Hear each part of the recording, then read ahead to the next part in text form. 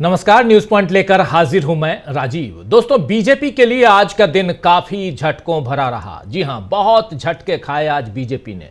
सियासत से लेकर अदालत और विदेश से लेकर आर्थिक मोर्चे तक जो खबरें आई हैं, उनसे जाहिर होता है कि बीजेपी की पकड़ अब कमजोर होती जा रही है।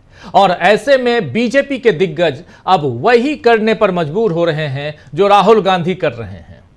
आप जानते हैं कि राहुल गांधी ने हाल ही में जिन कामों को किया है, अब मोदी और अमित शाह भी वही कर रहे हैं।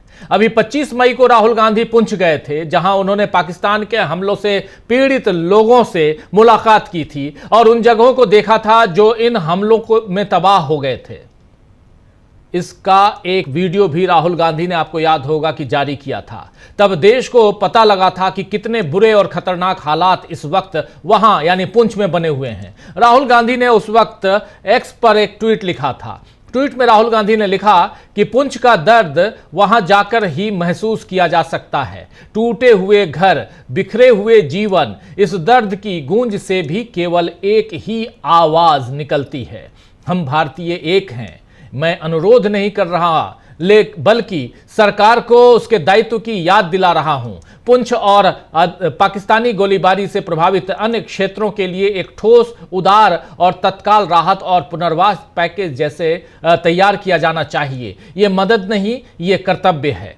यह बात यहां पर, यह मदद नहीं, फर्ज है, कर्तव्य है, जो भी फर्ज है, राहुल गांधी ने यहां लिखा। इसके बाद मोदी के नाम एक खत लिखकर राहुल गांधी ने पुनर्वास पैकेज की मांग भी की। कल ही उस खत को हमने आपके सामने रखा था, आपने देखा था। अब लेकिन अमित शाह यानी देश के गृह मंत्री आज पुंछ पहुंचे और उन्होंने भी उन्हीं सब स्थानों का दौरा किया जहां राहुल गांधी गए थे। अमित शाह ने कहा कि मौसम सही नहीं था, लेकिन जब किसी बात का संकल्प ले लिया जाए तो उसे पूरा करने में ईश्वर भी मदद करता है। सुनिए किस तरह बीएसएफ के जवानों के बीच जब अमित शाह पहुंचे तो उन्होंने भाषण दिया और क्या कुछ कहा है। एक छोटी सी बानगी, छोटी सी बाइट अमित शाह की, सुन लीजिए जरा। मैं नहीं आया हूं। आज पुंछ के रिहायशी इलाकों में जो गुरुद्वारे, मंदिर और नागरिकों का नुकसान हुआ, इनको मिलने आया था। देखिए, चाह होती है तो ईश्वर भी रास्ता निकालते हैं। सुबह मुझे बताया गया कि आज मौसम ठीक नहीं है, मगर मैंने तय किया था कि गाड़ी से जाएंगे, सीमा प्रहरियों को मिलकर ही जाएंगे और ईश्वर ने ही अनुकूलता कर दी। मौसम भी ठीक है, आपके साथ मिलना भी हो जाएगा और आपको मैं देश की जनता की ओर से बहुत बहुत आपका आभार भी करना चाहता था, आपको शुभकामनाएं भी देना चाहता था, क्योंकि जनप्रतिनिधि है ना। तो अच्छी बात है कि देश के गृह मंत्री यानी अमित शाह ने उनसे मिलने का वक्त निकाला, पुंछ के लोगों से मिलने का वक्त निकाला जो हमारी रक्षा, और उसके अलावा उन लोगों से भी मिलने का वक्त निकाला जो हमारी रक्षा में खड़े हुए हैं। लेकिन जिस संकल्प और ईश्वरीय मदद की बात अमित शाह कर रहे हैं, क्या वो मोदी पर लागू नहीं होती है? क्या नरेंद्र मोदी आज तक मणिपुर नहीं गए और न ही अप्रैल से लेकर अब तक कश्मीर गए, तो ये बात उन पर लागू नहीं होती क्या? अलबत्ता आज मोदी बिहार से उत्तर प्रदेश पहुंचे और कानपुर में उन्होंने हजारों करोड़ की विकास परियोजनाओं की शुरुआत कर दी। इस दौरान मोदी पहलगाम में शहीद हुए शुभम द्विवेदी के परिवार से भी मिले और अपनी संवेदना व्यक्त की, जबकि राहुल गांधी एक महीना पहले ही 30 अप्रैल को शुभम द्विवेदी के घर यानी ठीक आज ही के दिन शुभम द्विवेदी के घर वालों से उन्होंने मुलाकात कर उनका दर्द बांटा था। राहुल गांधी ने भरोसा दिलाया था कि वो शुभम के परिवार को इसके लिए मुआवजा दिलवाएंगे और शुभम को शहीद का दर्जा दिलाने की मांग भी करेंगे। लेकिन आज जब मोदी से ये परिवार मिला तो मोदी ने अब तक ऐसी कोई घोषणा नहीं की। इधर बीजेपी के सांसद, आप जानते, पूर्व सांसद कहें, सांसद रहे सुब्रमण्यम स्वामी ने एक इंटरव्यू में दावा किया है कि पाकिस्तान ने हमारे 5 राफेल गिराए हैं और अब तक सरकार की तरफ से इसका खंडन नहीं आया है। जो दावा सुब्रमण्यम स्वामी कर रहे हैं वही सवाल तो राहुल गांधी भी पूछ रहे हैं, मगर बीजेपी राहुल पर राहुल अगर सवाल पूछते हैं तो राहुल को सबूत गैंग कहा जाता है और ऐसे तंज कस रही है बीजेपी। और सुब्रमण्यम स्वामी के मसले पर बीजेपी चुप है। आखिर ऐसा क्यों है, यह बीजेपी ही बता सकती है। वैसे बीजेपी ऑपरेशन सिंदूर को तरह तरह से सियासत के लिए इस्तेमाल कर रही है दोस्तों। मोदी इसीलिए पूरे देश में घूम रहे हैं ताकि अपनी नाकामी को छिपा सकें, लेकिन फिर भी नाकामियां खुलकर सामने आ रही हैं। जैसे रूस ने, जी हां, रशिया ने पाकिस्तान को $2.6 बिलियन की मदद की पेशकश की है।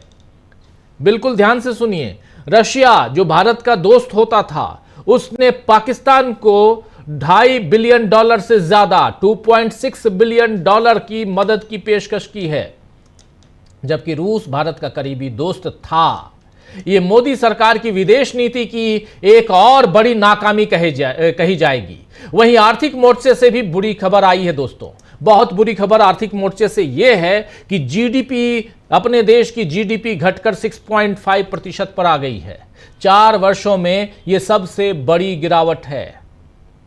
मोदी की नोटबंदी से लेकर तमाम आर्थिक नाकामी पर मल्लिकार्जुन खड़गे ने आज ट्वीट किया है। आइए जरा मल्लिकार्जुन खड़गे साहब के इस ट्वीट को देख लीजिए। क्या लिख रहे हैं खड़गे साहब? लिख रहे हैं कि मोदी सरकार के 11 साल में 6,36,982 करोड़ के बैंक फ्रॉड हुए हैं, जो कि 446% की बढ़ोतरी है। नोटबंदी के बाद भी पिछले 6 वर्षों में 500 रुपए के नकली नोट, फेक करेंसी की संख्या 291% बढ़ी। इस वर्ष ये सबसे अधिक है। मोदी जी, हमें नहीं मालूम कि आपकी रगों नसों में क्या क्या है, पर इतना तय है कि आपकी सरकार की नसों में फ्रॉड एंड फेकरी जरूर है। फ्रॉड एंड फेकरी की बात साफ साफ यहां मल्लिकार्जुन खड़गे ने लिखा है कि मोदी सरकार के 11 साल में 6,36,992 करोड़ के बैंक फ्रॉड हुए हैं। जी हां, 6,36,992 करोड़ के। और उसके बाद ये बैंक का ये एक तस्वीर भी इन्होंने, मल्लिकार्जुन खड़गे ने यहां दी है। वहीं पहलगाम आतंकियों के बाद जो आतंकियों में जो उस समय आतंकी घटना घटी, उसमें अब तक न पकड़े जाने वाले जो आतंकी हैं उसकी बात को सामने रखते हुए संजय राउत, शिवसेना सांसद हैं यूबीटी ग्रुप के, उन्होंने एक बड़ा इल्जाम बीजेपी पर लगा दिया है। उन्होंने कहा है कि आतंकी बीजेपी में शामिल होंगे, इसीलिए अभी पकड़े नहीं गए हैं। बहुत बड़ा इल्जाम है, बहुत बड़ा कमेंट है संजय राउत का कि आतंकी आने वाले समय में बीजेपी में शामिल हो जाएंगे, इसीलिए नहीं पकड़ा गया। आइए जरा सुन लीजिए क्या जुबानी। आतंकवादी पकड़े नहीं गए, वही बीजेपी लगातार कांग्रेस को ही टारगेट कर रही है। आतंकवादी तो शायद बीजेपी में प्रवेश किया होगा, इसलिए पकड़े नहीं जाते हैं। वो जो 6 आतंकवादी है पहलगाम वाले, वो इसलिए पकड़े नहीं जाते कि शायद वो एक दिन आपको बीजेपी कार्यालय से प्रेस नोट आ जाएगी, वो 6 लोगों ने बीजेपी में प्रवेश किया है, तो आप भूल जाइए सब। तो संजय राउत के इस बयान पर बीजेपी तिलमिलाकर पलटवार करेगी, ये तो तय है। लेकिन सोचने वाली बात यह है कि एक तरफ मोदी और शाह बड़े दावे ऑपरेशन सिंदूर पर कर रहे हैं। रक्षा मंत्री राजनाथ सिंह ने तो आज इतना भी कह दिया कि 1971 इस बात का गवाह है, जब भारतीय नौसेना कार्रवाई में आई और तो पाकिस्तान एक नहीं बल्कि 2 रह गया। 1971 की बात आज कर रहे थे राजनाथ सिंह, जो रक्षा मंत्री हैं देश के। अगर भारतीय नौसेना ऑपरेशन सिंदूर में कार्रवाई करती तो पाकिस्तान के 2 नहीं बल्कि 4 टुकड़े हो जाते, ये राजनाथ सिंह आज कह रहे थे। लेकिन आतंकी कहां हैं जिन्होंने 26 लोगों की जान ली? इस बारे में पूरी तरह खामोशी पसरी हुई है। जी हां, बिल्कुल खामोश है बीजेपी की सरकार, एनडीए की सरकार। आतंकियों की बात मत कीजिए आप। वहीं बीजेपी को एक बड़ा झटका आज अदालती मोर्चे पर भी लगा है दोस्तों। उत्तराखंड के अंकिता भंडारी मामले में आखिरकार तीनों दोषियों को आजीवन सजा का ऐलान हो गया है। 2022 के इस मामले में पीड़ित पक्ष को न्याय पाने के लिए काफी संघर्ष करना पड़ा और पूरे मामले में बीजेपी की भूमिका पर सवाल उठते रहे। एक तो राज्य में बीजेपी की सरकार है और प्रमुख दोषी पुलकित आर्य पूर्व बीजेपी नेता का ही बेटा है, लेकिन पीड़ित परिवार ने सत्ता के रसूख के आगे घुटने नहीं टेके, तो आज जाकर इंसाफ हुआ है। यह अंकिता भंडारी का मामला है।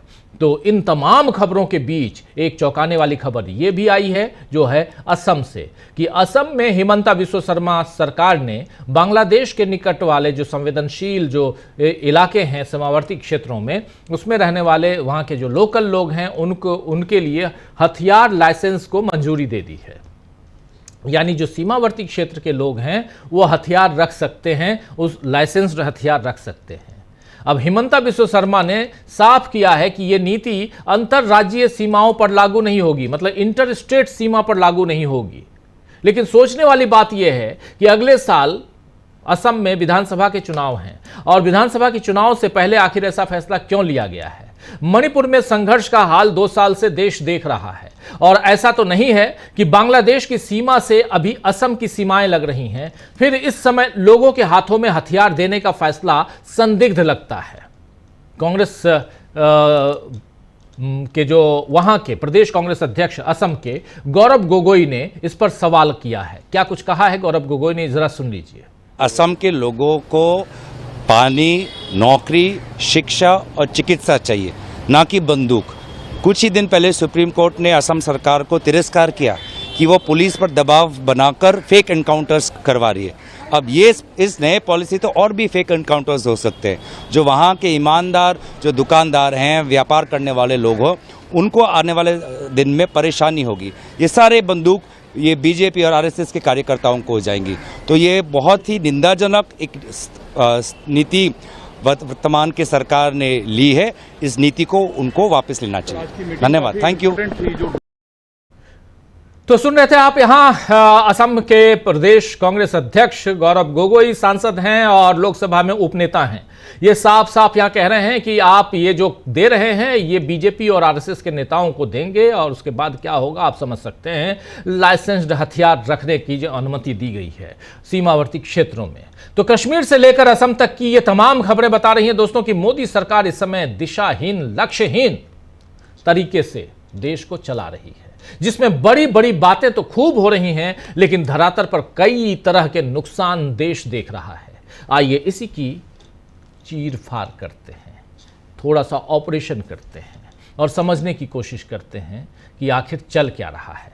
सियासत से लेकर अदालत तक आखिर बीजेपी को झटके पे झटके क्यों लग रहे हैं और उसका क्या नुकसान या फायदा बीजेपी को होगा और क्या फायदा नुकसान देश को होगा, समझते हैं। हमारे साथ कुछ वरिष्ठ साथी जुड़े हुए हैं, उन सबसे आपका पहले परिचय करवाता हूं। देखिए इस वक्त 5 वरिष्ठ साथी जुड़े हुए हैं। डॉक्टर राकेश पाठक जी हैं, पंकज चतुर्वेदी जी हैं, सुनील शुक्ला जी हैं, हमारे साथ प्रशांत टंडन जी हैं, अमलिंदु उपाध्याय जी हैं। आप सबका स्वागत है, इस्तकबाल है। स्वागत इस्तकबाल आप तमाम दोस्त साथी शुभचिंतक आप सबका जो अब तक जुड़ चुके हैं उनका भी, जो जुड़ने वाले हैं उनका भी।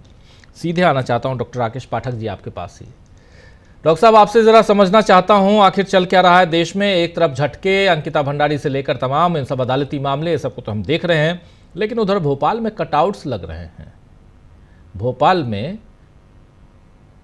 कर्नल कुरैशी और उधर विंग कमांडर व्योमिका सिंह, दोनों के एक नहीं बल्कि हजारों कटआउट्स लगाए जा रहे हैं, क्योंकि कल प्रधानमंत्री नरेंद्र मोदी पहुंचने वाले हैं।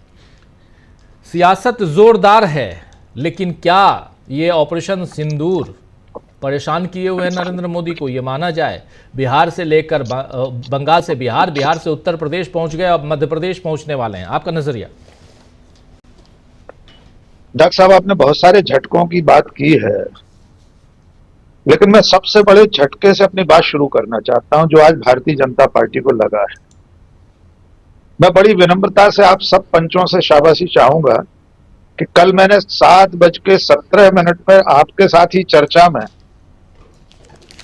ये नोट कराया था और मैंने कहा था इसे दर्ज कर लीजिए कि घर घर सिंदूर अभियान भारतीय जनता पार्टी रद्द कर देगी। मैं हमारे साथियों से कहूंगा अगर वे चाहें तो 10-11 सेकंड का मेरा कल का वो बयान सुनवा दें जो आपके साथ चर्चा में मैंने कहा था। आज सबसे बड़ा झटका ये है राजीव जी कि भारतीय जनता पार्टी ने घर घर सिंदूर अभियान से पल्ला छोड़ा लिया है। जी आपने कल कहा था, अभी सुनवा देता हूं, कह रहे हैं ये कल ही आपने कहा था। कल मैंने 7 बजे बिल्कुल ऑथेंटिक बिल्कुल यहाँ जरा सुनाता हूं कि कल आपने इसी मंच पे ये बात कही थी, जरा सुनते हैं। मैं आज से इसको दर्ज करा देना चाहता हूं। कि शायद भारतीय जनता पार्टी अगर सचमुच में समाज की नब्ज को उस पर हाथ रखकर उसकी धड़कन को सुन रही होगी तो शायद ये जो घर घर सिंदूर वाला अभियान है ये स्थगित कर देगी या इसे रद्द कर देगी। उसे कर ही देना चाहिए। ये सनातनी देश जिसका दावा खुद बीजेपी वाले करते हैं, ये हिंदू राष्ट्र है उनका, इसमें कोई भी हिंदू महिला किसी दूसरे के दिए गए सिंदूर को अपनी मान में नहीं रख सकती। आशंका तो इससे भी ज्यादा है कि पता नहीं। तो ये है आपका बयान कल का, और आज ये आप ही खबर दे रहे हैं कि इस अभियान को उन्होंने रद्द कर दिया है। आगे क्या कुछ है जरा बताइए डॉक्टर राकेश पाठक। सर मैं जी डॉक्टर साहब, इस खबर के साथ Bharatiya Janata party BJP India का जो ट्विटर हैंडल है उसने बाकायदा ट्वीट करके कहा है कि दैनिक भास्कर में छपी ये खबर पूर्णतः असत्य है और छल पूर्वक प्रेरित है। भारतीय जनता पार्टी ने घर घर सिंदूर बांटने का कोई कार्यक्रम निर्धारित नहीं किया है। ये ट्वीट भी बीजेपी इंडिया का हम चाहेंगे कि स्क्रीन पर हम दिखा दें। आप सोचिए कि 36 घंटे तक भारतीय जनता पार्टी इस खबर का खंडन नहीं करती है। पूरे देश में सारे चैनलों से लेकर सोशल मीडिया तक इस पर चर्चा होती रहती है। बंगाल जैसे राज्य की मुख्यमंत्री मंच से मोदी को ललकारती हैं, माननीय प्रधानमंत्री को, और कहती हैं कि अपनी धर्मपत्नी को जाकर सिंदूर क्यों नहीं देते। क्या इस देश की सारी महिलाओं के पति हैं आप? और अब आज 30 मई को सबसे पहले बीजेपी सोशल मीडिया सेल के मुखिया अमित मालवीय ट्वीट करते हैं। यह वो ट्वीट बीजेपी इंडिया का, देखिए, कह रहे हैं फेक है। ये देश का सबसे बड़ा अखबार होने का दावा करने वाला अखबार है। पहले पेज पर सेकंड लीड खबर छपी थी राजीव जी, हम और आप सबने साझा की जी। 36 घंटे 40 घंटे तक भारतीय जनता पार्टी ने सुध नहीं ली ये फेक न्यूज है। अगर ये फेक न्यूज थी तो अगले 10 मिनट के अंदर भारतीय जनता पार्टी को इसका खंडन कर देना चाहिए था।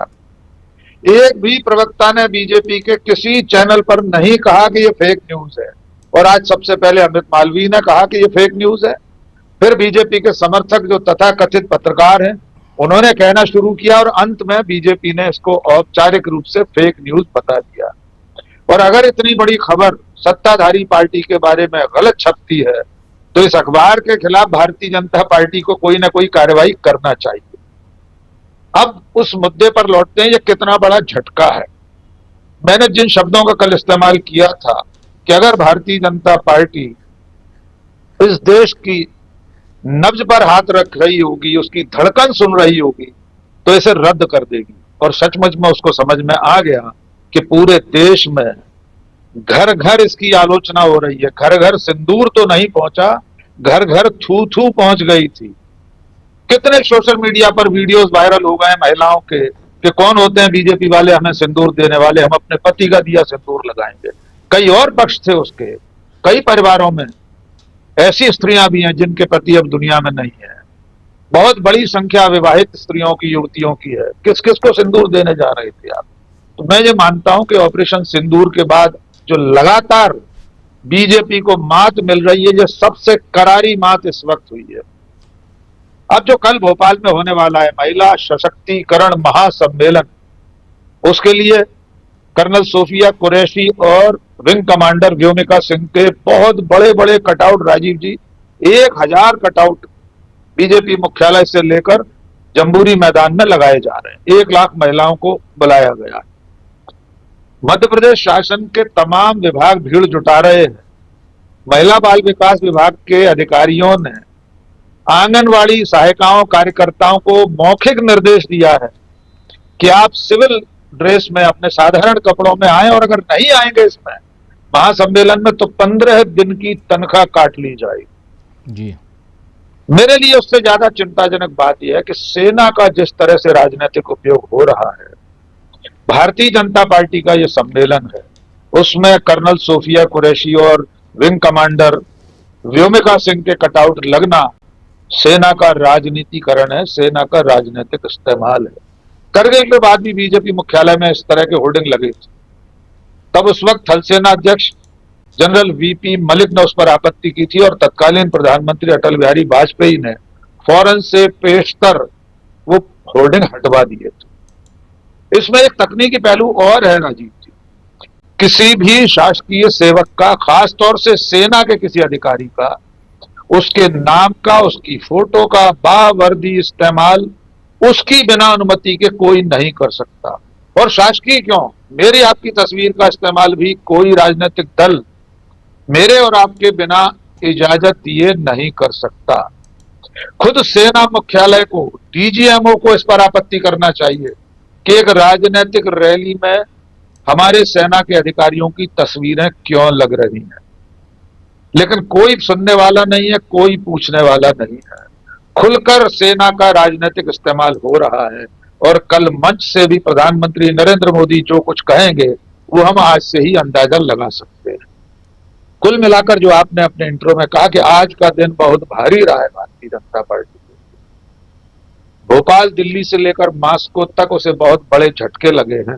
रूस के मामले में सिर्फ इतना सा जोड़ दें कि अभी जो समझौता हुआ है $2.6 बिलियन का, वो इस्पात संयंत्र के लिए हुआ है, लेकिन आगे चलकर रूस पाकिस्तान को हथियार सप्लाई नहीं करेगा, सैन्य मदद नहीं करेगा, दूसरी और स्ट्रैटेजिक मदद नहीं करेगा, इसकी कोई गारंटी नहीं है। तो हम अपने परंपरागत और सबसे भरोसेमंद दोस्त को, मित्र राष्ट्र को, रूस जैसे देश को अपने से दूर जाते हुए देख रहे हैं।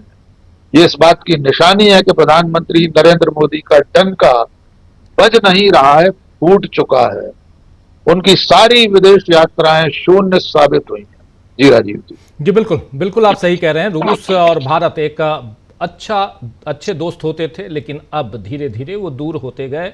जैसे जैसे नरेंद्र मोदी की सरकार आगे बढ़ती गई, समय जैसे जैसे आगे बढ़ता गया, दूरियां बढ़ती गई, ये साफ दिखाई दे रहा है। इसीलिए जब पूरी दुनिया की तरफ भारत देख रहा था कि कम से कम भारत और पाकिस्तान के बीच जो कॉन्फ्लिक्ट है उसमें कौन किसके साथ है, रूस ने भी खुलकर भारत का साथ नहीं दिया। खुल के अभी तक कुछ नहीं, ये नहीं कहा कि हाँ हम आपके साथ हैं या जो आपके साथ हो रहा है वो गलत है। आतंकवाद के नाम पर ही लड़ाई हो रही थी ना भारत और पाकिस्तान के बीच, लेकिन आतंकवाद के नाम पर साथ देने दुनिया के कितने देश आए जरा देख लीजिए। उधर शहबाज शरीफ लगातार घूम रहे हैं और उसी का नतीजा है कि डिप्लोमेटिकली विदेश नीति में वो हमसे कहीं आगे निकल रहे हैं और ये कहने में गुरेज नहीं है। लेकिन आना चाहता हूं पंकज चतुर्वेदी जी आपके पास, जरा आपसे समझना चाहता हूं कि यहां एक बैकफुट पर नरेंद्र मोदी, ये बहुत बड़ी खबर है कि अब घर घर सिंदूर का मामला, जिसको आप फेक न्यूज कह के PIB फैक्ट चेक और बाकी अलग अलग आप करके बता तो रहे हैं, लेकिन 3-4 दिनों से जब यह खबर चल रही थी तो क्या आप टेस्ट बलून छोड़े हुए थे, जैसे प्रशांत जी जैसे कहते हैं कि टेस्ट बलून छोड़े हुए थे आप कि चेक कर लेते हैं, अगर ज्यादा खराब प्रतिक्रिया हुई तो हम वापस ले लेंगे? या कल ममता बनर्जी ने जो कहा कि पहले अपनी मिसेज को दीजिए ना, उन्होंने कहा कि ये अच्छा नहीं लग रहा है, सॉरी टू से, लेकिन आपने मुझे मजबूर किया है कहने के लिए ये सब, क्या उसकी प्रतिक्रिया है? जरा आपसे समझना चाहता हूं, और इस पर जो सियासत है वो। ये बात तो तय है राजीव भाई कि भारतीय जनता पार्टी और RSS समय समय पर इस देश में कुछ अफवाहें उड़ाते हैं, जिसके अंदर आपने देखा कि पंजाब में अफवाह उड़ाई कि स्क्रीन पे कोई नंबर आएगा, लाल होगी और आप मर जाओगे, या रात में मुंह नोचवा आ गया, या पोस्ट कार्ड वाली अफवाहें। ये सभी चीजें RSS के टेस्ट बलून्स होते हैं, और ये टेस्ट बलून उन्होंने छोड़ा था और ये इतना एडवर्स हुआ क्या है, देखिए जितना सरकारी प्रचार ऑपरेशन सिंदूर के नाम पे किया जा रहा है, उस ऑपरेशन सिंदूर का धीरे धीरे बलून फटता चला जा रहा है। यदि सुब्रमण्यम स्वामी पब्लिकली कह रहा है कि 5 रफाइल गिर गए, यदि राहुल गांधी का वीडियो बता रहा है कि पुंछ में कितनी व्यापक स्तर पर हमारी रियाया का नुकसान हुआ और लोग मारे गए, सबसे बड़ी चीज जो आपका आखिरी शब्द था डिप्लोमेटिक हार का, आप उदाहरण देखिए कोलंबिया लैटिन अमेरिका, दक्षिण अमेरिका का ब्राजील के बाद सबसे बड़ा दूसरा देश है, वो वर्ल्ड का 26वां बड़ा देश है। उस कोलंबिया ने हमारे दल के जाने के पहले ही पाकिस्तान के पक्ष में बयान दे दिया कि पाकिस्तान में जिस तरीके से भारत के हमले में आम लोग मारे गए वो दुखद है, और उसने हमारे प्रतिनिधि मंडल के बात को तवज्जो नहीं दिया। यूएस में हमारे साथ क्या हुआ, यूएस में निहायत लोकल किस्म के, जिनको कथित रूप से थिंक टैंक कहा गया, वो टैंक थे ही नहीं, वो पानी भरने का टैंक भी नहीं थे। यानी ऐसे लोगों को इकट्ठा करके आपने बात की। फ्रेंच गुयाना सरी के कंट्री में आपको रिसीव करने किस लेवल के लोग आ रहे हैं। ब्राजील सरी के कंट्री में हमारी खबरों को तवज्जो नहीं दिया, उन्होंने एक बार ये नहीं बोला कि नहीं भारत के साथ में बुरा हुआ। कोलंबिया का जिस तरीके से सीधे रिएक्ट करना है, यह वास्तव में शशि थरूर और उनके जो ग्रुप है, जो उन 5 देशों में गया है, जिनको मान लिया गया था कि बड़ा रोहू का बूढ़ मिल गया है, अब तो बीजेपी को वो तो पूरा वर्ल्ड में बदल देंगे अंग्रेजी अच्छी बोल के, बहुत स्पष्ट हुआ कि या तो ये कम्युनिकेट नहीं कर पाए। हमारे 36 निर्दोष नागरिक पहलगाम में मारे गए, और उसके लिए यदि कोलंबिया के लोगों को संवेदना नहीं है, तो इसका मतलब यह नहीं है कि कोलंबिया के लोग संवेदनहीन है। हमारा जो दल वहां पे गया, वो अपनी बात को संप्रेषित ही नहीं कर पाया। ये एक बहुत बड़ा डिजास्टर है हमारे लिए। और वर्ल्ड मैप पर हम जहां जहां भारत गया है, यदि कुछ देशों को छोड़ दिया जाए, तो किसी ने भी खुल के भारत के पक्ष में कोई बयान नहीं दिया है अभी तक। और आप देखिए, रशिया की बात कर रहे हैं, जिस ब्रह्मोस मिसाइल को इस भारत पाकिस्तान कॉन्फ्लिक्ट में सबसे बड़ा हीरो माना जा रहा है, यह ब्रह्मोस मिसाइल वास्तव में हमारी मॉस्को के साथ में, रशिया के साथ में जॉइंट कोलैबोरेशन का प्रोडक्ट है। बिल्कुल, है ना। और ये जितने मसले चल रहे हैं, आप इसमें देखिए कि भारतीय जनता पार्टी बहुत समझ में आएगा कि ऑपरेशन सिंदूर के नाम पर आप जो कर रहे हैं, शशि थरूर कह रहे हैं कि 2016 में पहली बार सर्जिकल स्ट्राइक हुआ, जबकि वो अपनी किताब में कहते रहे कि नहीं ऐसा नहीं, इससे पहले भी होते रहे। दुर्भाग्य आप देखिए, सेना का जो राजनीतिकरण कर रहे हैं, सेना का प्रमुख जाकर एक राम भद्राचार्य से गदा लेके खड़ा हो जाता है, वो भी वर्दी में। वो राम भद्राचार्य कहते हैं कि मुझको पीओ को दे दो दक्षिणा में। ये राम भद्राचार्य तो कुंभ में कुछ पाकिस्तान से पीओ के अलग करा रहे थे, अब उनको सेना की जरूरत पड़ गई है। ये गैर कानूनी है। जिस प्रकार से भारतीय सेना की अधिकारियों के होर्डिंग्स लगाना अवैध, अनैतिक, गैर कानूनी है, इसी प्रकार से वर्दी में अनुज चौधरी, वो जो था संभल का सीईओ, उसके तरीके से सेना के प्रमुख का वो बजरंग बली का गदा लेकर सार्वजनिक रूप से वर्दी में खड़ा होना भी गैर कानूनी, अनैतिक और दुर्भाग्यपूर्ण है। और ये पूरे चक्र में अब हो क्या रहा है कि हर चीज में जो भारतीय जनता पार्टी राजनीति करना चाह रही है, वो राजनीति उनको बैकस्लैश कर रही है। आपको एक खबर बताऊं, भारतीय जनता पार्टी ने बिहार में एक और कर्म कर लिया। उन्होंने उच्च जाति के विकास के लिए एक आयोग गठित कर दिया। अब आप डायरेक्टली आप देखिए, वास्तव में उच्च जाति के विकास के लिए आयोग गठित करना, इसका मतलब है कि आप समाज में समानता के विरोधी हैं। आप उच्च और निम्न जात मान के चलते हैं।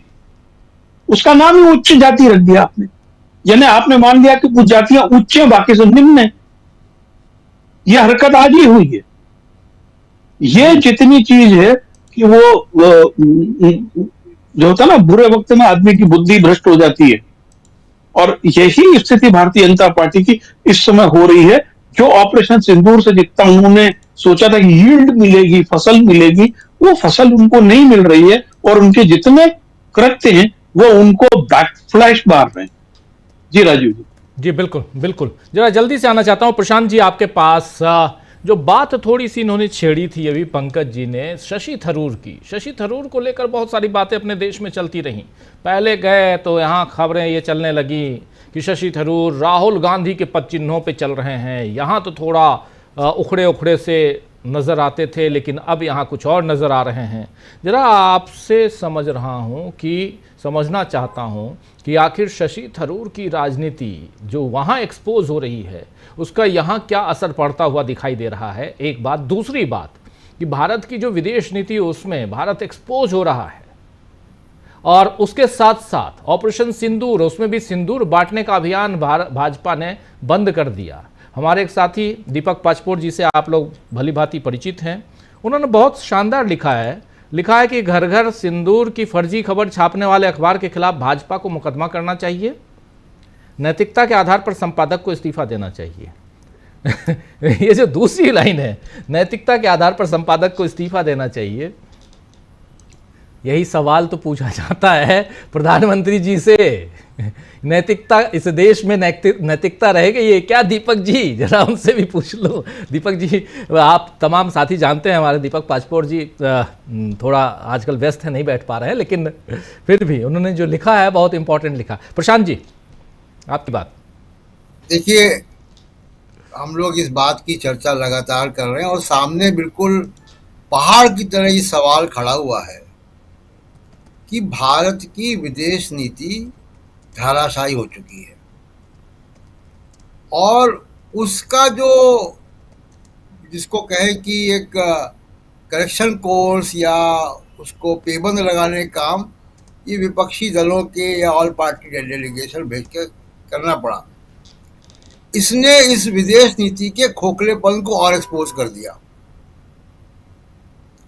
शशि थरूर जो कि यूनाइटेड नेशंस में रहे हैं, यहाँ पे मिनिस्टर स्टेट रहे हैं विदेश मामलों के, उनसे भी कोई नहीं मिला। जो सलमान खुर्शीद विदेश कैबिनेट रैंक के विदेश मंत्री रहे, उनसे भी सत्तासीन कोई नहीं मिला। जो इस्तीफा दे चुके, जो भूतपूर्व हो गए, वही लोग मिले। तो वजह क्या है? क्या ये मोदी सरकार के रिप्रेजेंटेटिव हो गए क्या, इसलिए लोग नहीं मिले इनसे? इस बात में हकीकत है कि पूरी दुनिया अब मोदी जी को जान रही है। अभी तक वो भारत को एक बड़ा बाजार, डेमोक्रेटिक, संविधान से चलने वाला मान के हम भारत की रिस्पेक्ट करते थे। अब वो चीज़ें मोदी जी की डोमेस्टिक पॉलिटिक्स की वजह से डाइल्यूट हो गई। तो ये नुकसान बीजेपी मोदी जी को हुआ है। और शशि थरूर की राजनीतिक हैसियत क्या थी, वो तो जब प्रेसिडेंट के इलेक्शन लड़े थे कांग्रेस में तभी मालूम हो गई थी। अब उन्होंने पार्टी की लाइन ऑफ कंट्रोल को क्रॉस किया है, तो पार्टी उनके बारे में फैसला करे कि क्या करना है उनका। लेकिन शशि थरूर ने, देखिए, अंग्रेजी बहुत अच्छी किसी की है तो डिक्शनरी छापने वालों को उसमें इंटरेस्ट होगा। अंग्रेज से आप अंग्रेजी में कैसे इंप्रेस करेंगे? कोई भारत में आए और हिंदी बोल के हमको आपको इंप्रेस करे, क्या मतलब है? कोई शब्दकोश छापने वाले लोग, उनको दिलचस्पी हो सकता हो जाए, उनको कोई नया शब्द मिल जाए, कोई बड़ा। तो एक दूसरी बात राजीव जी ये है कि सबसे बड़ा झटका जो नरेंद्र मोदी को लगा है, जिसकी भरपाई करने की कोशिश कर रहे हो, तमाम झटकों के साथ सबसे बड़ा झटका वो अमेरिका से लगा जी। इतना ज्यादा इन्वेस्टमेंट अमेरिका पे हुआ हमारी विदेश नीति का। अब मोदी जी गए वहाँ पे, ट्रंप का प्रचार भी किया, ट्रंप के लिए यहाँ पे हवन हुए, उनके पोस्टर को बर्थडे केक खिलाया गया। सब कौन कर रहा था? यही लोग कर रहे थे।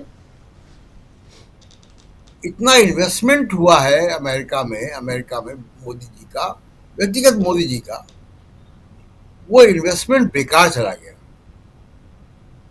और ट्रंप इनकी एक बात नहीं सुन रहा, बल्कि रोज आपको नीचा दिखाने का काम करता है। अभी भी वो दावा यही कर रहे हैं कि सीज़फायर उसने करा है। अच्छा, वो तो डॉक्यूमेंटेड है, प्रूफ है जी। 533 और 555 की ट्वीट का फर्क है, वो डॉक्यूमेंटेड है। उसको आप कैसे डिनाई कर पाएंगे? उसके कैसे आप कह देंगे झूठ है? तो ये बहुत बड़ा नुकसान हुआ। दूसरा जो ओवरऑल मामला, जो बीजेपी ने ऑपरेशन सिंदूर का, जो घर घर सिंदूर कैंपेन को वापस लिया या वो चालू किया था, नहीं किया था, कब वापस लिया, ये जो पूरा विवाद है ये बता रहा है कि कितने दबाव में है। कल जब तक डॉक्टर राकेश पाठक बोल रहे तब तक तो घर घर सिंदूर वापस नहीं लिया गया था, ना ये कहा गया था कि ये गलत खबर है। आज कहा गया है गलत खबर। क्यों कहा गया? कांग्रेस ने, ममता बनर्जी ने, कांग्रेस की महिला प्रवक्ताओं ने, कल भी आपने रागिनी नायक की यहाँ बाइट सुनवाई थी, सुप्रिया सिनेत ने, तमाम लोगों ने इसमें बहुत रिएक्ट किया। और महिलाओं ने, मैंने 20 वीडियो सोशल मीडिया पर देखे महिलाओं के, बहुत गुस्से में। तो ऐसा लगा कि नरेंद्र मोदी ने या बीजेपी ने भारतीय संस्कृति या महिलाओं की अस्मिता को कहीं ना कहीं से आघात पहुंचा दिया। और ये केवल ये कह देने से कि ये फेक न्यूज़ है, इससे ये मामला जाएगा नहीं। और राजीव जी, मैं आपको बता दूं कि ये जो कर्नल सोफिया का पोस्टर आप लगा रहे हैं, सोफिया कुरैशी का, और कटआउट्स पोस्टर आप कटआउट लगा रहे हैं बड़े बड़े, ये भी इनको वापस लेने पड़ेंगे। और ये वापस नहीं लेंगे तो इसका बड़ी घनघोर प्रतिक्रिया होगी। देश की जनता सेना का राजनीतिक इस्तेमाल करने के हक में नहीं है। वाजपेयी जी समझदार नेता थे। एक फोन गया जनरल मलिक का, उन्होंने पोस्टर हटवा दिए बीजेपी के ऑफिस से। कल मोदी जी को भी ये करना पड़ेगा, और नहीं करेंगे तो इसका उनको नुकसान उठाना पड़ेगा जी। कुल मिला के बात यह है राजीव जी कि अभी बंगाल में चुनाव अगले साल है, बिहार के चुनाव अभी 6 महीने दूर है, 5 महीने दूर है। 5 महीने में देश में न मालूम क्या क्या हो जाएगा। और बिहार का चुनाव तो वैसे भी जातिवाद, जनगणना और सामाजिक न्याय के मुद्दे पर होगा, पेपर लीक और रोजगार और आरक्षण के मुद्दों पर होगा जी। तब तक वो मुद्दे बहुत प्रमुख होंगे। ये क्यों हो रहा है? ये आज कानपुर जा रहे हैं तो कल भोपाल जा रहे हैं, तो परसों यहाँ जा रहे हैं, वहां जा रहे हैं। मोदी जी ने राजधानी क्यों छोड़ दी है? क्यों देश भर में घूम रहे हैं? कारण यही है राजीव जी कि ये जो पूरा 18 दिन का मामला चला, 22 तारीख से लेकर 10 मई तक का, इसने मोदी जी को एक्सपोज कर दिया है।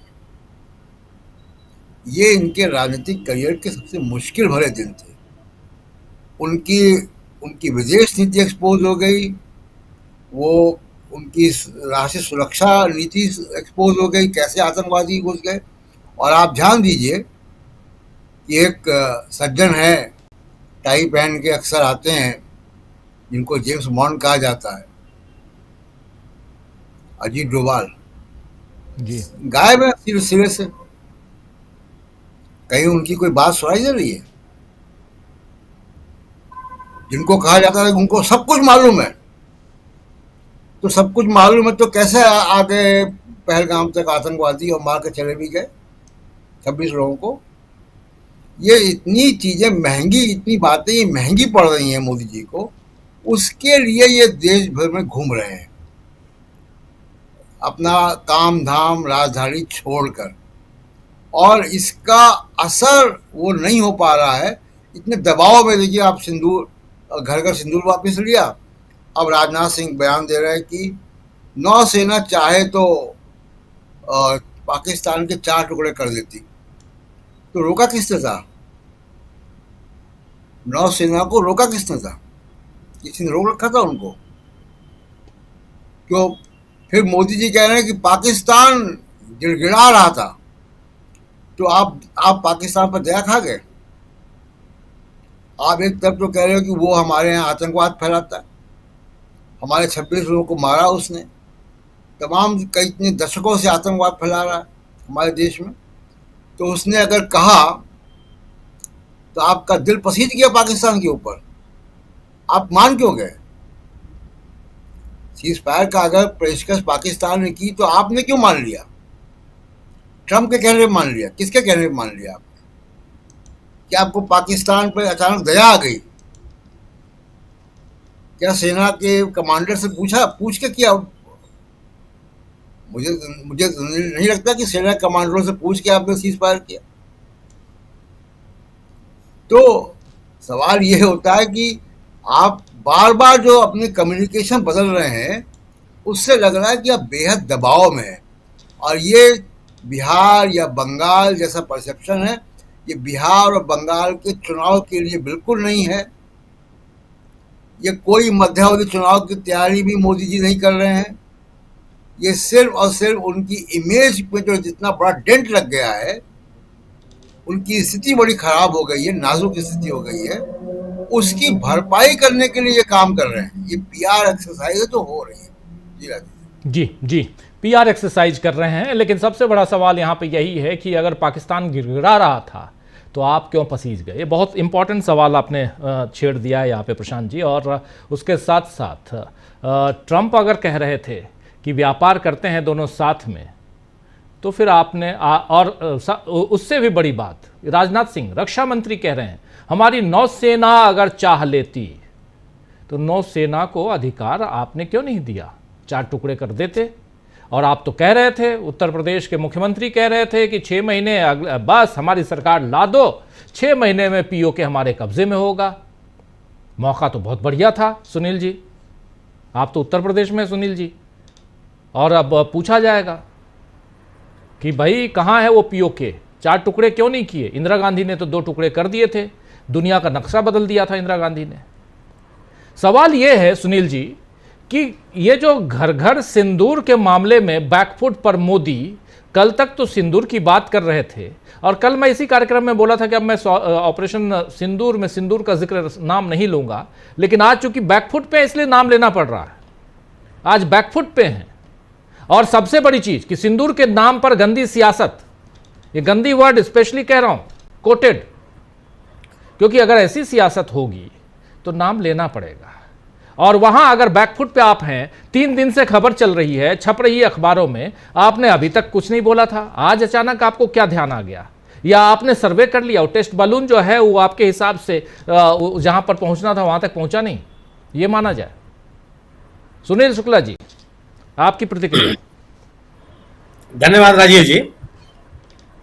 ये सिंदूर वितरण के कार्यक्रम को वापस लेने या इसको पार्टी का न होने के दावे के पहले अगर आप विदेशों में शिष्टमंडलों को, संसदीय प्रतिनिधियों को भेजने के निर्णय को क्या आप बैकफुट पे आना नहीं मानते? क्या जरूरत पड़ गई?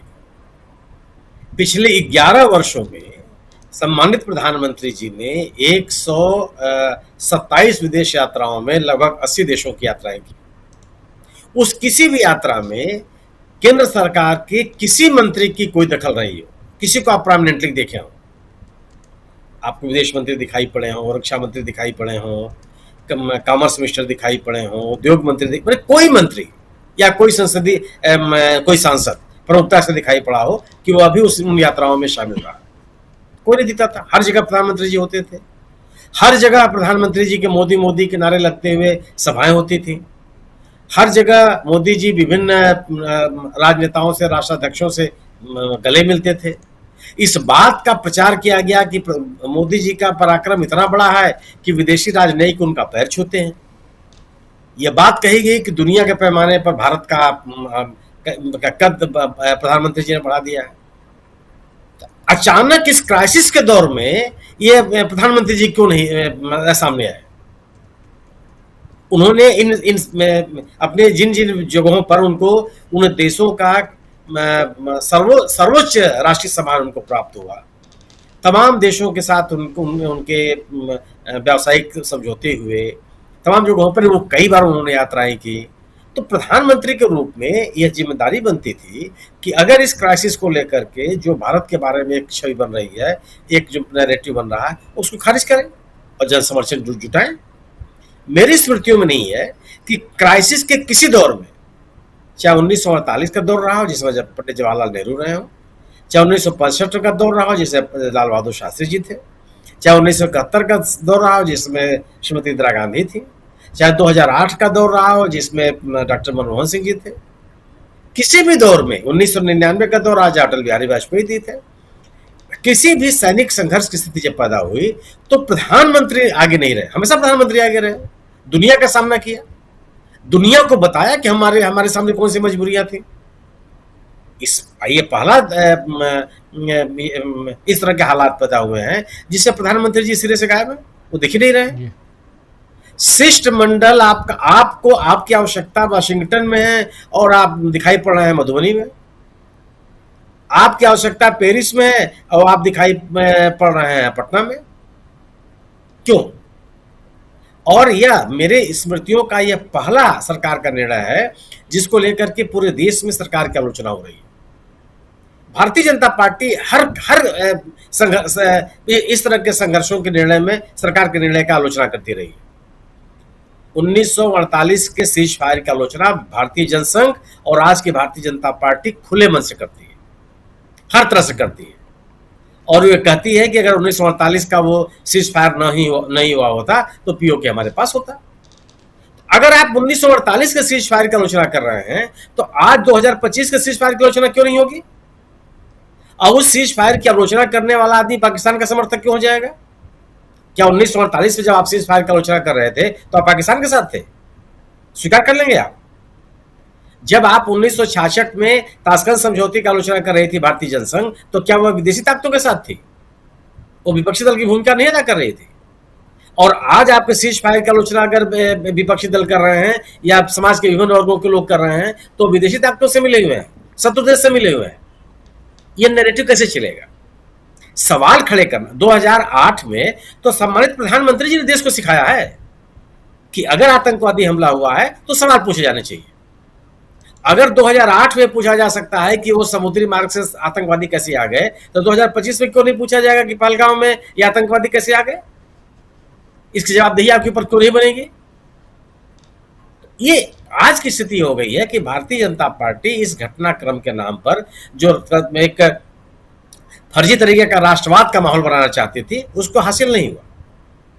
किसी को भी उच्च बड़ी अट्टालिकाएं खड़ा करने का अधिकार है, लेकिन उसके साथ साथ आपके पास नींव तो मजबूत हो। आपकी नींव कितनी मजबूत है उसके आधार पर तय होगा कि आप कितने मंजिल की भवन बना सकते हैं। क्या प्रधानमंत्री जी का पिछले 11 साल का कार्यकाल और इस घटना ऑपरेशन सिंदूर के पिछले 10 दिनों के कार्यकाल में इस तरह की फाउंडेशन उन्होंने तैयार कर ली है कि जो व्यापक पैमाने पर उसने बड़ी भारी अट्टालिका खड़ी कर लेंगे अपने लोकप्रियता का? संभव तो नहीं मुझे दिखाई पड़ता। आप लोग आपसे सवाल पूछना चाहते हैं कि आखिर पहलगाम में घटना हुई क्यों, पहले आप उसको बताइए। और आप बता रहे हैं कि नहीं, आप सेना की पीठ पर सवार होकर के राजनीति करना चाहते हैं। भारतीय जनता पार्टी की बेबसी बताती है। आपने कहा 48 घंटे से यही प्रश्न चल रहा था कि 9 जून से जब भारतीय जनता पार्टी के मोदी जी के तीसरे कार्यकाल का पहला दिन होगा, 1 वर्ष पूरे होंगे, उससे 1 महीने तक व्यापक जनसंपर्क अभियान चलाया जाएगा और जिसमें सिंदूर वितरण के भी कार्यक्रम होंगे। सोशल मीडिया पर तमाम वो जो महिलाएं बिंदी लगाती हैं उनका तरह तरह के डिजाइन के वो ऑडियोज वीडियोज दिखाई पड़ रहे हैं, फोटो दिखाई पड़ रहे हैं। ये इस तरह की चीजें बीजेपी वितरित करने वाली है। वो कितनी असली है कितनी नकली है मुझे नहीं पता, खूब चल रहा है। बीजेपी ने कभी खंडन नहीं किया। इस पूरे के पूरे अभियान का पलिता तो पश्चिम बंगाल के मुख्यमंत्री ने लगा ही दिया था। उसके पहले कांग्रेस लगातार इस पे हमलावर थी, लेकिन ममता बनर्जी के बयान के आने के बाद बीजेपी को भी और तमाम समाज के विभिन्न वर्गों की महिलाओं के भी ये संदेश आने लगे। लोगों ने प्रतिक्रिया देनी शुरू कर दी। भारतीय जनता पार्टी जो हिंदू संस्कृति की वाहक मानता अपने आप को होने का दावा करती है, किसी भी पुरुष को अपने जीवन में केवल 1 बार सिंदूर लगाने का अधिकार प्राप्त है। आप धार्मिक स्थलों पर जाएंगे जहां सिंदूर लगाने की आवश्यकता होती है, वहां का जो पुरोहित होता है वो किसी महिला को पकड़ा देगा कि अपने हाथ से आप सिंदूर लगा दीजिए, साथ खड़े पुरुष को भी नहीं देता हो। यह अधिकार नहीं उसे प्राप्त है। इस परंपरा को जानते हुए भी अगर आप सिंदूर वितरण का कार्यक्रम करेंगे तो कौन स्वीकार कर लेगा और क्यों कर लेगा? सवाल इस बात का है। अब सवाल यह है कि पिछले 11 सालों के अंदर आप उन प्रश्नों का क्यों नहीं जवाब देते हैं जो वायुसेना अध्यक्ष ने पैदा किए? अगर वायुसेना अध्यक्ष कहते हैं कि किसी भी रक्षा संबंधी कार्यक्रम को समय से नहीं पूरा किया गया, आप उसको जवाब दीजिए। आप राष्ट्रीय सुरक्षा सुनील जी रोकना चाहूंगा, सिंदूर पे कांग्रेस ने एक ट्वीट किया था। उस ट्वीट को हालांकि मुझे लगता है आप कांग्रेस हटा लेगी, लेकिन इस ट्वीट को देखिए जरा ले आइए स्क्रीन पे। Modi government to deliver sindoor to every household, month long campaign from June 9, जो खबरें छपी थी उसी हिसाब से।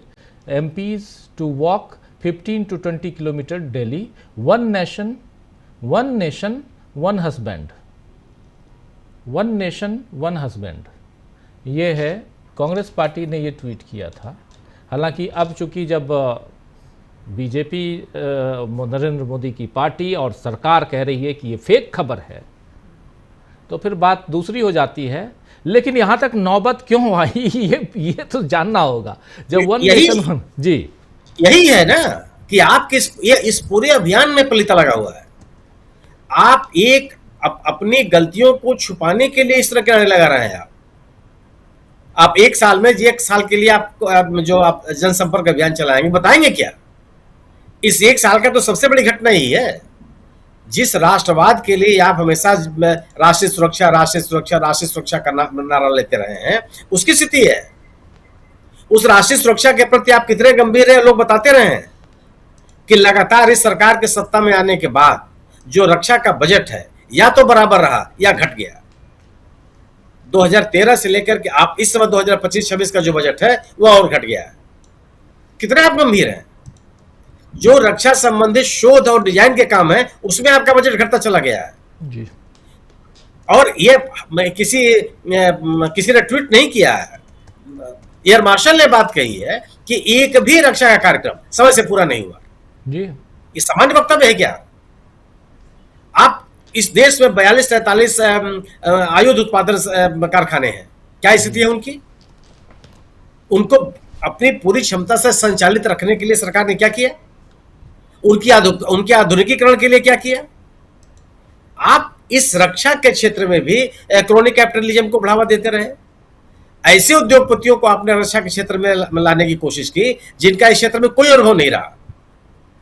कितने गंभीर रहे इस सवाल के ऊपर? आप तमाम सवाल पैदा हुए हैं। तो मेरा अपना मानना है कि वह विदेशों में अपने संसदीय दल भेजने, अब मैं मान लेता हूं कि पेरिस में किससे मिला संसदीय प्रतिनिधिमंडल, हो सकता है कि हमको आपको ना पता हो। अब विदेश मंत्रालय इसकी ब्रीफिंग करता, प्रतिदिन बताता कि आज इस देश में किन किन लोगों से आपकी मुलाकात हुई। कोई विदेश का प्रतिनिधिमंडल आवे और राजीव जी आपसे मिलकर चला जाए, क्या मतलब है उसका? सरकार से मिलेगा ना, सरकार के प्रतिनिधियों से मिलेगा, बिल्कुल, या एक समूह से मिलेगा। अगर आप सिविल सोसाइटी से मिलने की यही बात करते हैं, अगर प्रतिनिधियों से मिलने की बात करते तो कौन से प्रतिनिधि हैं वो? जो फोटो दिखाई पड़ रही है उसमें हर जगह जो ये एजेंसी है हिंदुस्तान की, उसी का माही दिखाई पड़ता है, 1-2 और लोग दिखाई पड़ जाते हैं। कोई विदेशी चैनल, अखबार के प्रतिनिधि अरे लोग दिखाई पड़ रहे हो, कोई नहीं है। तो न तो सोशल मीडिया से आप मिले, न तो पीपल टू पीपल आपका कांटेक्ट हुआ, न सरकारें आपसे मिली, न संसद के जो प्रतिनिधि हैं, महत्वपूर्ण प्रतिनिधि हैं, उनसे आपकी मुलाकात हुई, न राजनयिकों से आपकी मुलाकात हुई। फिर मिले किससे आप और किस बात के लिए गए? और अगर ये इतना ही कार्यक्रम सफलता तो कम से कम विदेश मंत्रालय के जो ब्रीफिंग है पर डे होनी चाहिए थी। प्रतिदिन बताया जाता कि आज ये हमारी उपलब्धि है, ये बातें हुई। और मैं स्वीकार करता हूं कि जब आप बहुत ही सुनियोजित तरीके से बात करते हैं तब कोई जॉइंट स्टेटमेंट आता है। साइड लाइन में आपकी मुलाकातों का कोई जॉइंट स्टेटमेंट सरकारों की ओर से नहीं आता, लेकिन ये कोई बयान तो आता सरकारों की ओर से। उस सरकार कहते कि फिलहाल लोग आए थे, उन लोगों से इस तरह की बात हुई।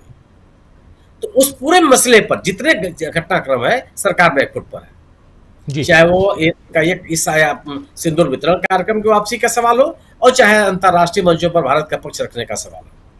भारत सरकार के संवैधानिक पदों पर बैठे हुए लोगों को दुनिया के पैमाने पर अपनी बात करनी चाहिए थी। यह शिष्टमंडल भेजने का जो एक टोटका था, इसको इससे काम नहीं चलने वाला। सही कह रहे हैं जी। प्रमुखता के साथ और पूरे तथ्यों के साथ लोगों के बीच में जाने का जो अभियान चलना चाहिए था वो नहीं हुआ, और यही भारतीय जनता पार्टी के सामने चुनौती है। जी जी जी, बिल्कुल बिल्कुल।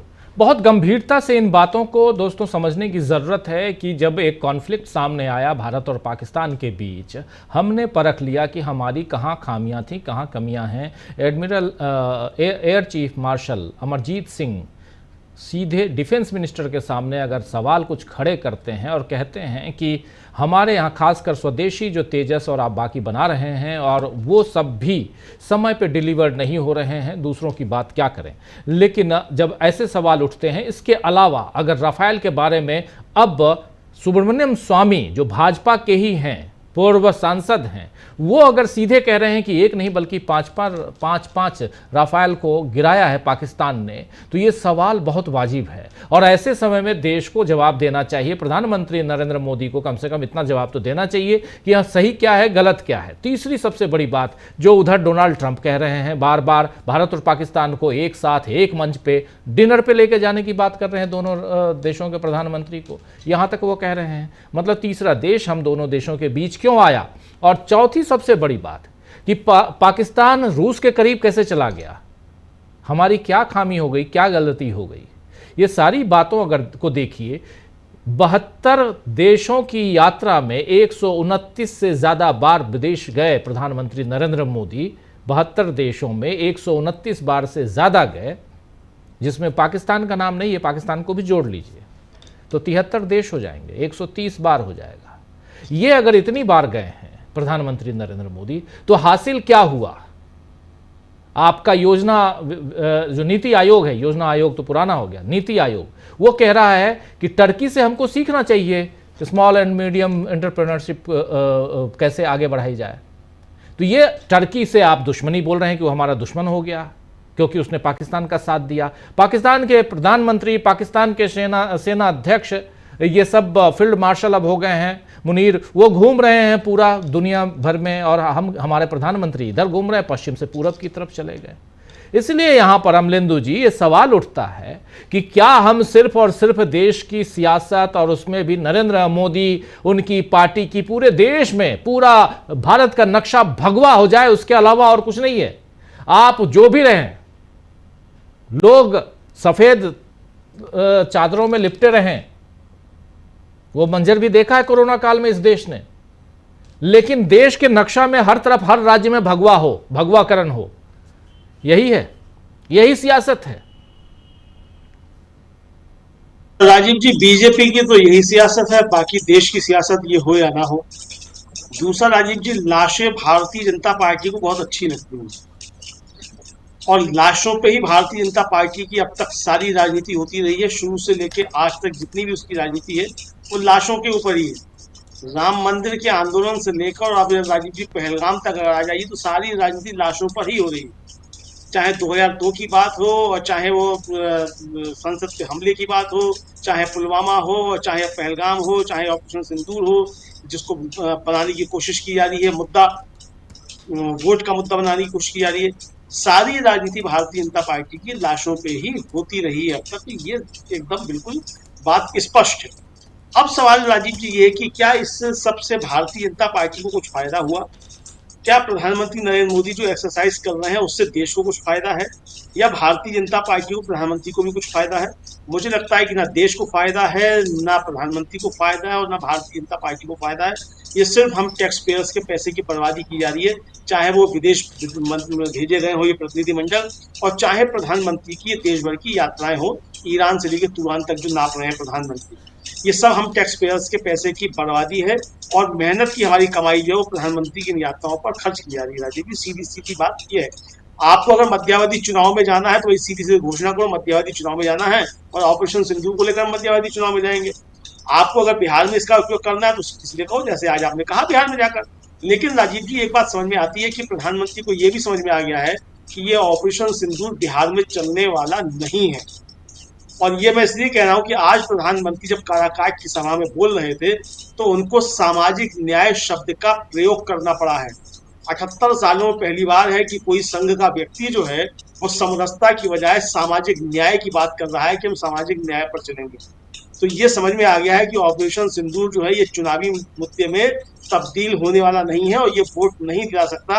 ये भारतीय जनता पार्टी को समझ में आ गया और प्रधानमंत्री नरेंद्र मोदी राजीव जी ठीक उसी तरीके से दबाव में साफ दिखाई पड़ रहे हैं जैसा कि मध्य प्रदेश के चुनाव से पहले उनको कहना पड़ा था आदिवासी, चूंकि राहुल गांधी भारत जोड़ो यात्रा के दौरान कहा था कि आरएसएस वनवासी कहता है जबकि आप आदिवासी हैं, और उसके बाद प्रधानमंत्री को कहना पड़ा था और कई बार जो था कहना पड़ा आदिवासी। इसीलिए प्रधानमंत्री अब लौट के आ गए हैं कि साहब अब वो सामाजिक न्याय की बात करने लगे हैं। अब सामाजिक न्याय का आरएसएस से क्या वास्ता है, गुरु गोलवलकर से सामाजिक न्याय का क्या वास्ता है, डॉक्टर हेड गंवार से क्या वास्ता है सामाजिक न्याय का?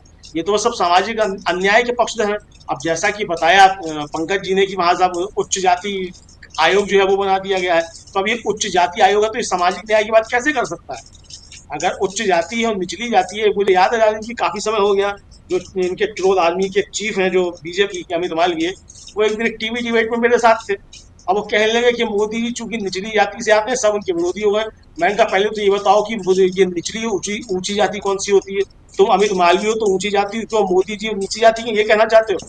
कोई जवाब नहीं था सज्जन के पास कि ऊंची और निचली जाति क्या होती है। तो अगर अब ये बनाया है ऊंची जाति आयोग तो ये बताना पड़ेगा कि ऊंची जातियां कौन कौन सी हैं, ये बताया जाए भी कौन कौन सी ऊंची जातियां हैं और इनका पैमाना क्या है ऊंची और नीची जातियां होने का। तो राजीव जी जो विचारधारा ऊंची और नीची जातियों की बात करती हो, मनुस्मृति को संविधान बनाने की बात करती हो, वो अगर सामाजिक न्याय की बात करने के लिए मजबूर हुए हों तो ये साफ समझ में आ गया है कि अब ऑपरेशन सिंदूर चुनाव में वोट नहीं दिला सकता। ये प्रधानमंत्री नरेंद्र मोदी को समझ में आ गया है। अब जहां तक सवाल राजीव जी ये है कि क्या इसके जरिए प्रधानमंत्री नरेंद्र मोदी अपनी असफलताएं छिपाने की कोशिश कर रहे हैं? जाहिर सी बात है कि जो असफलताएं हैं उनको छिपाने की कोशिश करेंगे। इसके जरिए नहीं करते तो किसी और बात के जरिए करते। असफलताएं हैं, देश भी समझ रहा है अच्छे तरीके से और सेना भी समझ रही है। और आज तो राजीव जी रक्षा मंत्री ने एक बात कही है, अगर बिटवीन द लाइन्स आप पढ़ना चाहें और अर्थ का अनर्थ को उसे ना समझा जाए, सीधे सीधे अर्थ का अर्थ ही समझा जाए, तो इसका मतलब कि रक्षा मंत्री राजनाथ सिंह जी जो है इशारों में प्रधानमंत्री के ऊपर सवाल उठा रहे हैं सीज फायर को लेकर। रक्षा मंत्री ने कहा कि 1971 में हमारी नेवी जो थी उसने अपना काम किया तो पाकिस्तान के 2 टुकड़े हो गए।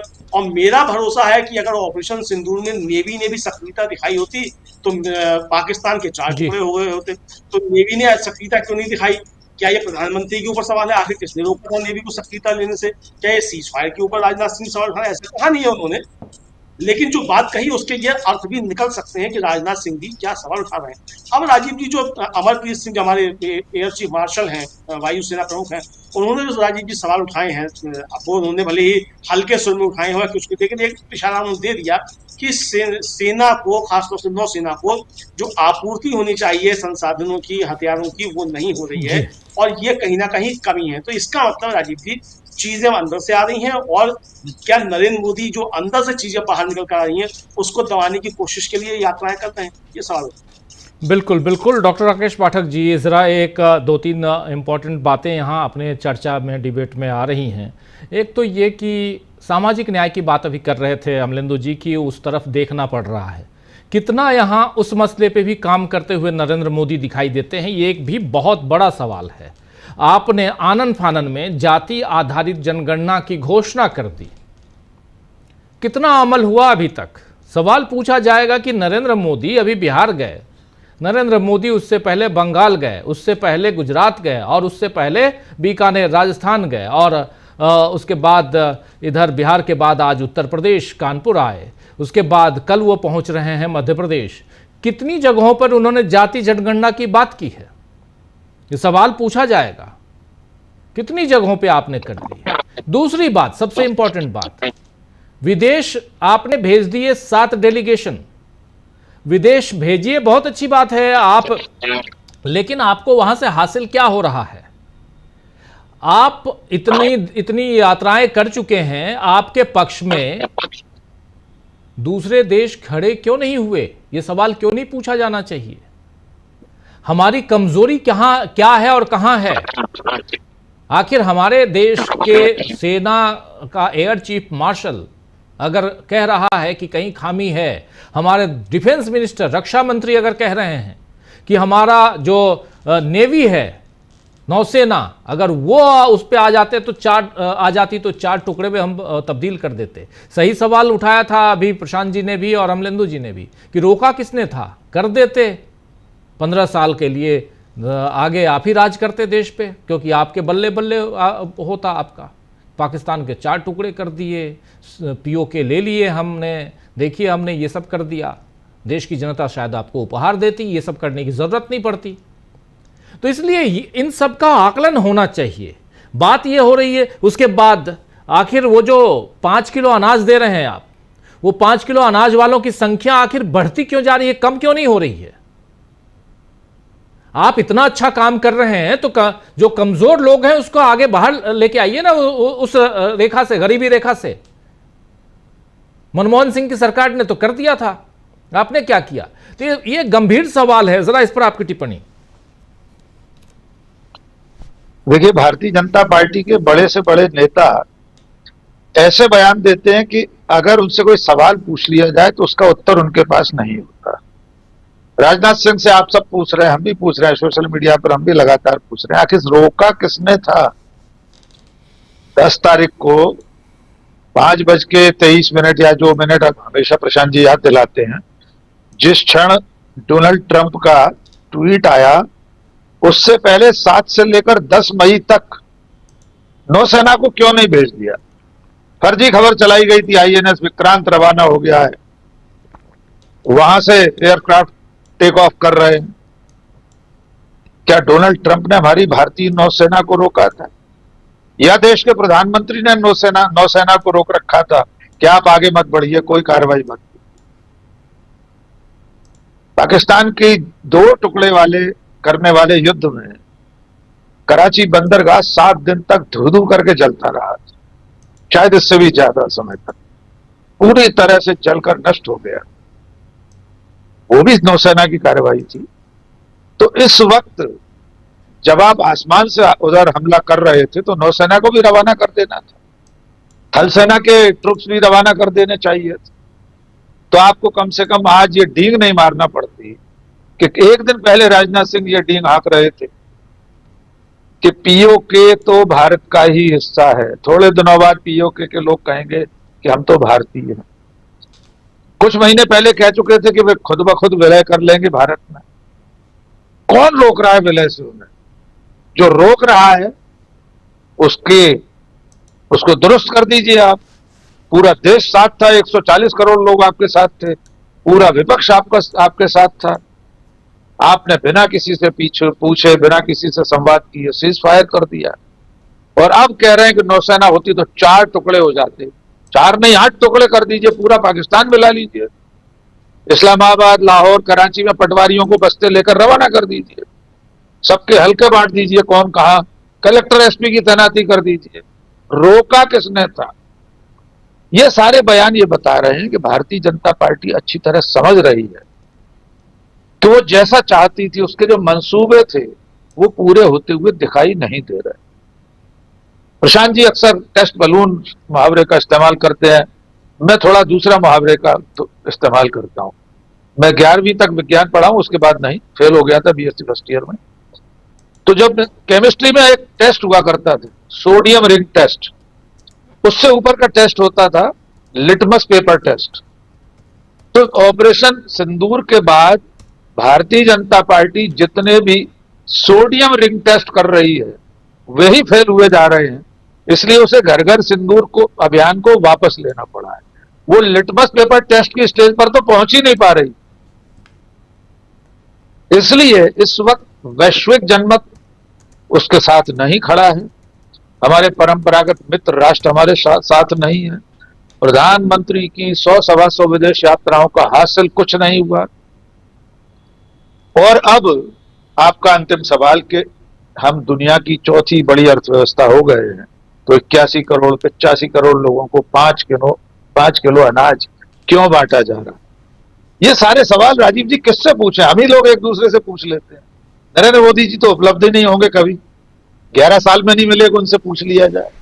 अमित शाह से कोई सवाल पूछो तो वे बिल्कुल हेकड़ी में, भोपाल में घटना हो चुकी है, या भोपाल में पुराने विधानसभा भवन में एक प्रेस कॉन्फ्रेंस हुई थी उनकी बहुत बड़ी, एक पत्रकार ने थोड़ा सा कठिन सा सवाल पूछ लिया था, बाकायदा धमकी भरे शब्दों में उन्होंने जवाब दिया था कि जैसे पत्रकार का सवाल पूछना कोई अपराध हो।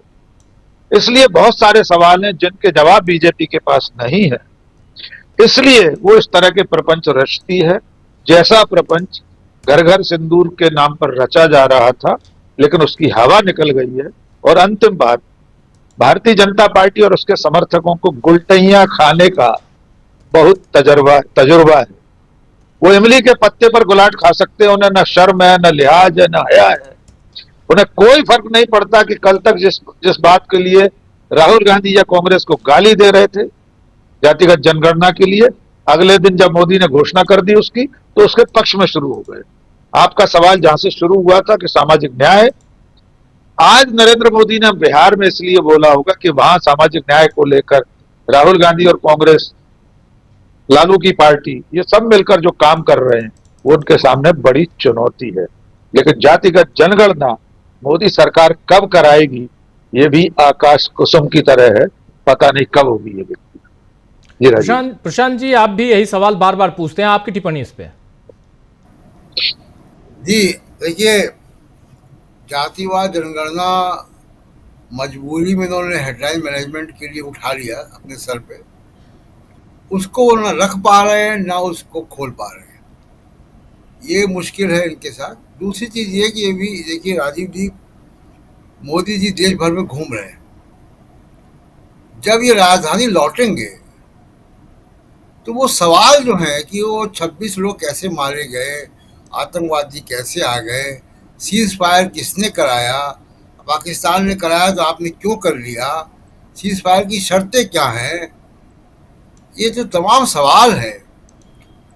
आपके विदेश मंत्री ने पाकिस्तान को पहले क्यों बताया कि कहाँ हमले करें कहाँ नहीं करेंगे, ये तमाम सवाल रहेंगे। इसलिए मैं कह रहा हूँ कि मोदी जी अपने पॉलिटिकल करियर के, जब से मुख्यमंत्री बने उसके बाद से, अपने सबसे मुश्किल दौर में है। कॉरपोरेट अभी भी इनके साथ है, रहेगा, उसके अपने हित जुड़े हुए हैं, लेकिन तमाम चीजें बिखर रही इनके हाथ से। और उस बिखराव का सबूत है कि किस तरीके से कैंपेन को वापस ले रहे हैं, किस तरीके से नए नए जुमले उछाले जा रहे हैं। और ये कब तक आप करेंगे? मान लीजिए कि ऑपरेशन सिंदूर को भी कितने महीने चलाएंगे आप? इसकी भी कोई एक लिमिट होगी ना, सस्टेनेबिलिटी कितने समय तक आप सस्टेन करेंगे? जातिवाद जनगणना सस्टेन कर गई और आगे भी करेगी, वो राहुल गांधी का कैंपेन है, आपने उसको उठा लिया, अब आपको उसमें राहुल गांधी से आगे निकलना होगा। अगर कांग्रेस पार्टी हिंदुत्व के मुद्दे पर आती है और फंस जाती है, क्योंकि वो बीजेपी से इस मुद्दे पे आगे नहीं निकल पाती है। जातिवाद जनगणना अगर मोदी जी ने उठाया है तो इनको 50% की लिमिट पे भी जाना पड़ेगा आरक्षण की, इनको आरक्षण की वैकेंसीज भी भरनी पड़ेंगी, इनको जातिवाद जनगणना करानी पड़ेगी, डेटा रिलीज करना पड़ेगा, ये सब चीजें उनको करनी पड़ेंगी। वो केवल अनाउंसमेंट है, वो करना नहीं चाहते। करना चाहेंगे तो जब दिल्ली आएंगे वापस देश भर घूम के, तब उनको वापस उन सवालों पे आना पड़ेगा। इसलिए मैं कह रहा हूँ बहुत मुश्किल है, और विदेश नीति का एक देश भर में रिव्यू होना चाहिए कि मोदी जी की 11 साल की विदेश नीति क्या थी, उसका क्या हासिल हुआ, और ये जो 7 टीमें गई हुई हैं, 59 मेंबर ऑफ पार्लियामेंट गए हुए हैं, इनका क्या हुआ। और इसमें एक आखिरी बात जो कि थोड़ा पॉलिटिकल है, लेकिन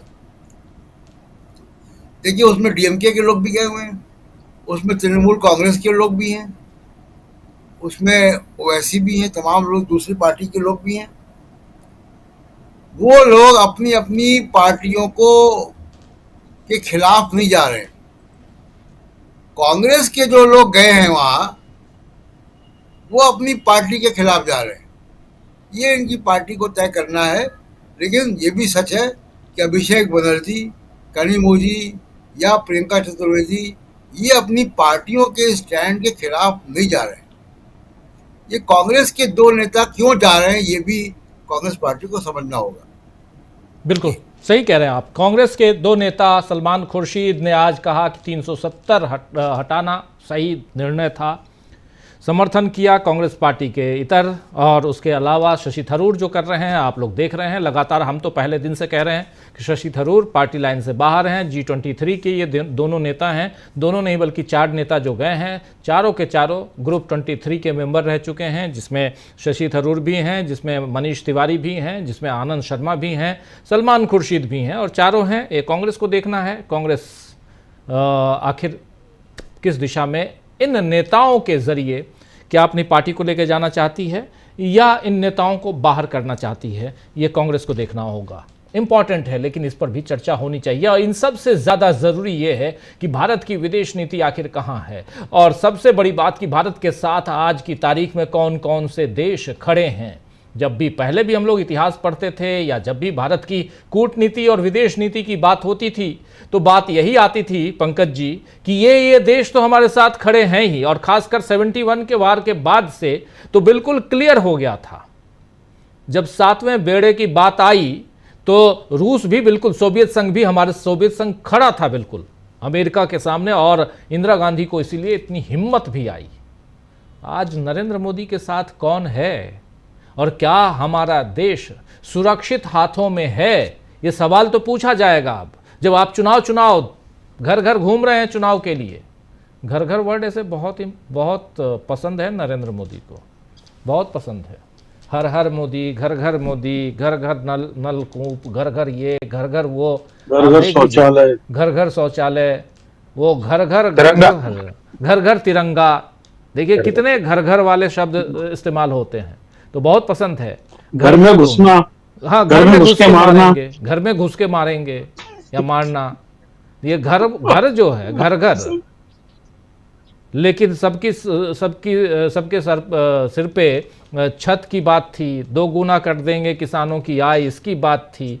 और इन सब चीज़ों में उम्मीद नहीं थी कि 2022 तो सामने आ जाएगा, तो अब 2047 की बात करने लगे। तो इसलिए यहाँ पर जब हम आंतरिक हमारे देश के इंटरनल पॉलिटिक्स की जब हम बात करते हैं तो बाहर से हमारा सपोर्ट कौन कौन कर रहा है इसकी जानकारी भी होनी चाहिए और इसकी समीक्षा होनी चाहिए। लेकिन इंटरनली आपकी प्रतिक्रिया इस पे? वो घर पे बस मैं आपको बता दें, हमारे चंबल और बुंदेलखंड में कहावत है, बिन घरनी घर भूत का डेरा। तो बस मैं निजी टिप्पणी नहीं समझे किसी के ऊपर, लेकिन है ही है ना। एक्चुअली देखिए, आप 2 चीजों को मैं ध्यान दिलवाना चाहूंगा कि जहां पे कांग्रेस के 2 नेता पार्टी लाइन से अलग चल के और केवल विदेश यात्रा के जाने के सुख में या और कुछ क्या कारण है उसके कारण वो कॉम्प्रोमाइज कर रहे हैं अपनी पार्टी से, वहीं पे भारतीय जनता पार्टी का एक सांसद जो एक लंपट के रूप में मशहूर है, निशिकांत दुबे, वो विदेश में रहकर भी अपने देश के अतीत को कालिक पोत रहा है। जब हम विदेश में एक देश के प्रतिनिधि के रूप में जा रहे हैं तो जिस तरीके के बयान निशिकांत दुबे विदेश में बैठ के दे रहे हैं 71 को लेकर, इंदिरा गांधी को लेकर, नेहरू को लेकर, वो देश को कलंकित कर रहे हैं। और जहां तक नरेंद्र मोदी सरकार की विदेश नीति की बात रही, देखिए विदेश नीति हमारे देश की बहुत स्पष्ट थी। राजीव गांधी के समय उसको अलग दिशा में क्राफ्ट किया गया था, साउथ एशिया सार्क कंट्रीज को मिलाकर एक ताकतवर समूह बनाने की। और सौभाग्य था उस समय कि भारत और में राजीव गांधी और उधर पाकिस्तान में बेनजीर भुट्टो दोनों 3/4 बहुमत के आसपास की सरकार थी, और इसीलिए उस दौर में न तो कोई आतंकवाद हुआ था और वो एक बड़ा सहजता का दौर चल रहा था, एक क्षेत्रीय ताकत बनाने का। लेकिन नरेंद्र मोदी जी ने ताकत को डिस्टर्ब करने का पहला काम किया। जैसे ही आप प्रधानमंत्री बने, आप ने पाकिस्तान के प्रधानमंत्री को शपथ समारोह में बुला लिया, फिर आप उसके घर बगैर बुलाए चले गए, फिर वहां से आपकी माँ को शॉल आ रही है और उनकी पत्नी को कुछ पकौड़े जा रहे हैं। ये क्या है? आप देखिए कि जिस बांग्लादेश को हमने पैदा किया, जिस बांग्लादेश में हमारी रॉ इस तरीके से काम करती थी, कि वहां का पूरा एडमिनिस्ट्रेशन इंडिया के कंट्रोल में होता था, वहां पर तख्ता पलट हो जाता है। हमारा कोई भी डिस्टर्ब, हमारा दखल ही नहीं रह जाता है। और वहां पर पूरी ताकत जो है, तख्ता पलट होना, सरकारें बदलना, ये उनका आंतरिक मामला है। लेकिन वो सत्ता ऐसे लोगों के हाथ में आ जाए जो पाकिस्तान परस्त हैं, फंडामेंटलिस्ट हैं। और उस पोजीशन में अभी आप देखिए, आज भी सुप्रीम कोर्ट में एक लेडी रोती हुई पहुंची हुई है कि मेरे हस्बैंड को जबरदस्ती उठा के उन्होंने डिपोर्ट कर दिया, जबकि वो इंडियन है। इस चीज को लेकर हमारे यहां से इतनी बड़ी संख्या में, अभी कल भी परसों यहीं पीछे हमारे घर के पास से इंडियन एयरबेस से उन्होंने 160-170 लोगों को वायुसेना के विमान में बिठाया और अगरतला पहुंचा दिया। वो जबरदस्ती हम इधर से उनको धक्का दे रहे हैं। क्या एक बांग्लादेश के साथ में हमारी पॉलिसी क्लियर नहीं होना चाहिए थी कि हम आपके यहाँ के जो अवैध आव्रजक हैं उनको वापस भेजेंगे? उसके ऊपर एक कन्फ्लिक्ट खड़ा हो रहा है। और सीए जो आप लेके आए, नागरिक संहिता, वो खासतौर पर बांग्लादेश और पाकिस्तान में हिंदू लोग जो वहां लंबे सालों से रह रहे थे, उनके लिए संकट बन गया। ये आंतरिक मामला नहीं था, विदेश नीति का हिस्सा था। और हम पाकिस्तान में जिस तरीके से या बांग्लादेश में जिस तरीके से हिंदू आबादी के ऊपर अत्याचार हो रहा है, हम कुछ भी नहीं कर सकते, क्योंकि वो रेसिप्रोकेट हमको कर रहे हैं कि आपके देश में स्थिति क्या है। और आप देखिए, ऑपरेशन सिंदूर के ऊपर जो बार बार सवाल उठ रहे हैं, सेना ने जो किया बेमिसाल था, सब कुछ था। लेकिन आप बताइए, क्या आज तक हम लोगों ने आधे अधूरे युद्ध, कन्फ्लिक्ट, करगिल सरी के मसले, ऑपरेशन जिंजर सरी के मसले, कम से कम सैकड़ों मसले होंगे, क्या हमने कभी किसी ऑपरेशन का लोगो बनाया? आप आर्मी से लोगो बनवा रहे हो, लोगो का प्रचार कर रहे हो। ये चीजें देखिए, लोगो एक पब्लिसिटी मटेरियल है, कंज्यूमर प्रोडक्ट के लिए होता है आमतौर पर। ऑपरेशन सिंदूर का आपने लोगो बनवाया, ये आपकी नीयत पर शक खड़ा करता है। और ये सब चीजें पाकिस्तान विदेश में बोल रहा है कि ये इनका प्री प्लान था, इसलिए उन्होंने ये सब कर रखा। पाकिस्तान का पक्ष जो है, पाकिस्तान इसको वो क्या फ्लैग ऑपरेशन कह रहे हो। और आप देखिए कि हम कहां पर खड़े। एक लाइन में अंकिता भंडारी वाले मसले पे, चूंकि आपने पहले बोली थी, उस पर हम जरूर बात करना चाहेंगे कि यह एक सुखद है कि 3 लोगों को उसके अंदर आजीवन कारावास की सजा हुई, उनको 7.5 लाख रुपए शायद नकद जुर्माना भी किया है। और जो डिसिडेंट फैमिली अंकिता भंडारी की, उसके परिवार को कंपनसेशन देने की बात हुई है। आप देखिए, इस पूरे मसले में यदि आप जांच को देखें, शुरुआती 15 दिन जांच भारतीय जनता पार्टी के नेताओं ने अपने पक्ष में की। वो तो सौभाग्य था, इस देश में ऐसे बच्चे हैं। उस लड़की का जो बॉयफ्रेंड था, जो उससे दूर रहता था, वो लड़के ने इसको एक कमिटमेंट के साथ में युद्ध शुरू किया और लोगों का मदद मिली। लेकिन दुर्भाग्य देखिए, आज कोर्ट में डिसीजन में लिखा गया कि किसी वीआईपी को एक्स्ट्रा सर्विस देने के लिए जब उसने मना किया तो उसकी हत्या हुई। यह डिसीजन में, फैसले में। लेकिन वो वीआईपी कौन है, उसके ऊपर क्यों पर्दा डाला गया? बड़ी चर्चा थी कि कोई है जो औरतों के कपड़े पहनकर भजन वजन गाता है, वो था वीआईपी। भारतीय जनता पार्टी जुड़ा हुआ था, कई प्रदेशों का प्रभारी रहा है। लेकिन पूरी जांच में उसको इस तरीके से वाइपरकेट कर दिया गया और बोल दिया गया कि चूंकि उसका उस अपराध में कोई इन्वॉल्वमेंट नहीं है। ये जो 3 दोषी करार दिए, जिनको आजीवन कठोर सजा दी गई है, उसमें से एक पुलकित आर्य है, जो बीजेपी नेता का बेटा, पूर्व, अब वो चूंकि पार्टी से निकाल दिया गया तो पूर्व हो गया, पूर्व बीजेपी नेता।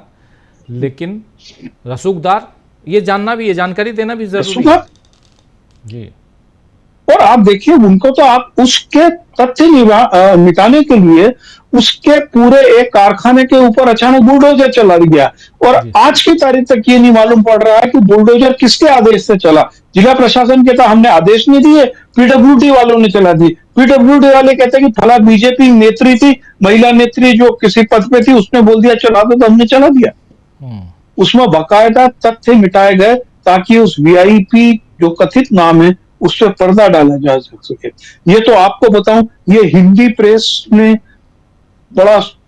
इसमें बड़ा सकारात्मक भूमिका निभाई।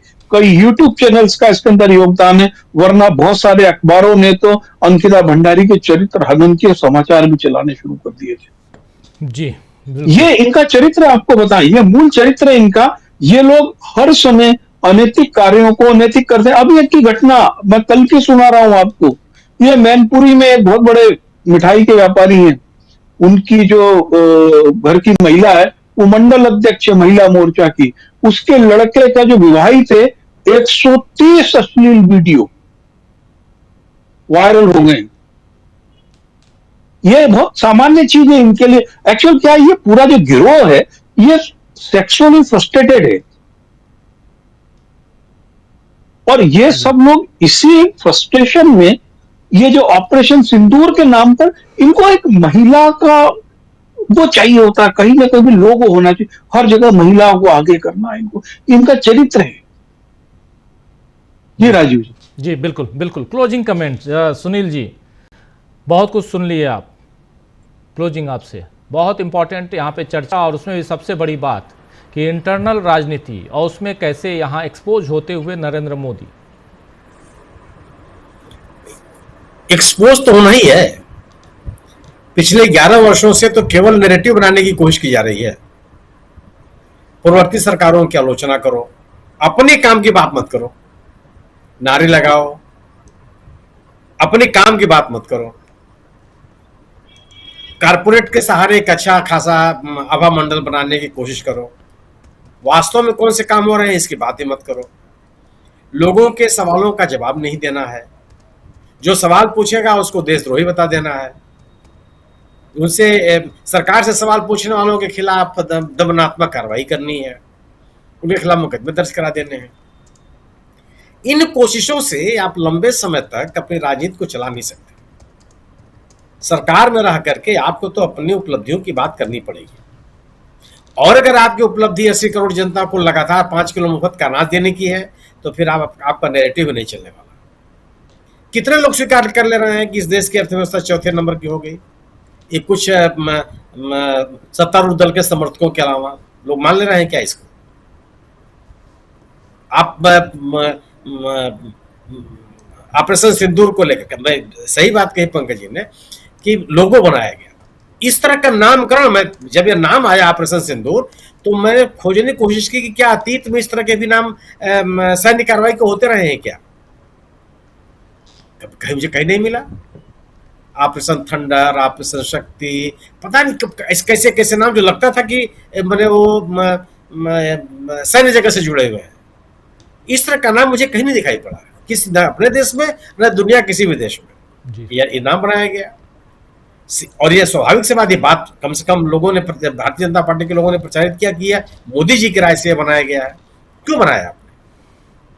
पहले दिन आप इस पूरे के पूरे प्रकरण से, अगर ये बड़ा सवाल है कि आखिर जो सरकार, जो देश किसी भी तनाव की स्थिति में सैन्य कार्रवाई के लिए नहीं तैयार हो रहा था, अपने डिप्लोमेटिक माध्यम से पाकिस्तान को घेरने की कोशिश कर रहा था, अंतरराष्ट्रीय पैमाने पर पाकिस्तान की फजीहत करा रहा था, वह देश अचानक सैन्य संघर्षों में क्यों उतर गया?